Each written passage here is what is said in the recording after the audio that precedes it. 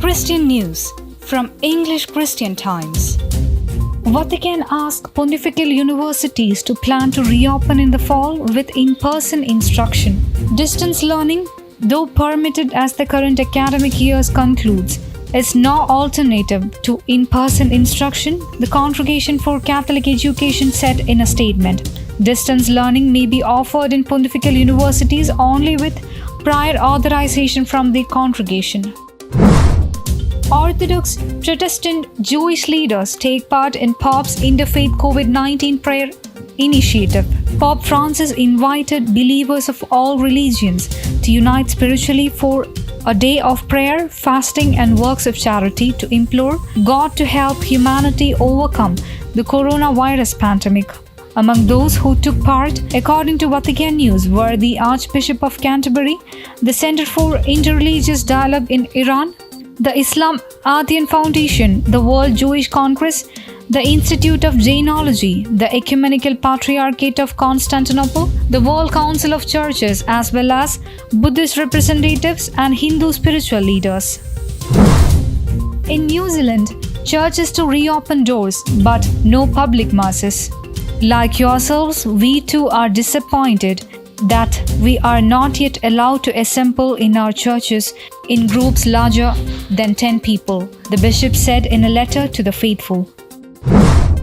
Rome's papal basilica's plan for May 18 reopening. A scanner will read the temperatures of those who wish to enter the basilicas, according to the Matteo Bruni, director of the Holy See Press Office.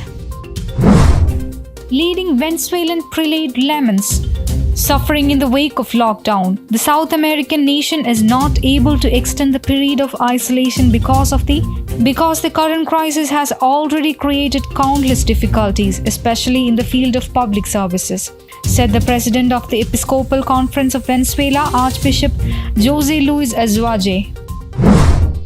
Iraq's suffering will rise sharply in wake of coronavirus, priest says.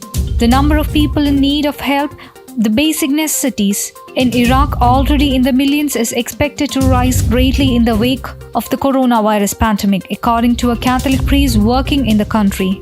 The COVID-19 outbreak in Iraq and the mitigation measures imposed by public health and security authorities have had ramifications on almost all aspects of public and family life and disrupted the economy, Father Joseph Kasser, SJ said during a press conference May 15.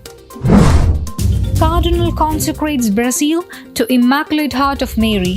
Cardinal Oranijao Tempesta, the Archbishop of Rio de Janeiro, consecrated Brazil to the Immaculate Heart of Mary on the feast day of Our Lady of Fatima. Mary wants to be a presence of trust and hope amid the present pandemic, the Cardinal said at the consecration Wednesday, adding that wherever she goes, she brings her son. Former judge, coronavirus restrictions have a place, but religion is essential. Public health orders to limit the spread of the new coronavirus raise important questions about the United States Constitution and religious freedom, and Stanford Law School professor Michael McConnell has provided some guidance on these topics. It is none of the state's business to decide that religious worship is not important, McConnell said to an online gathering May 13. It is the state's business to decide whether particular forms that religious worship might take may be dangerous to public health. Pakistan. Christians, other religions, minorities are denied COVID-19 aid. Islam is the official religion of the South Asian nation of 211 million, the fifth most populous in the world. 96% of Pakistan's people are Muslim, 2% are Christian, and 1% are Hindu.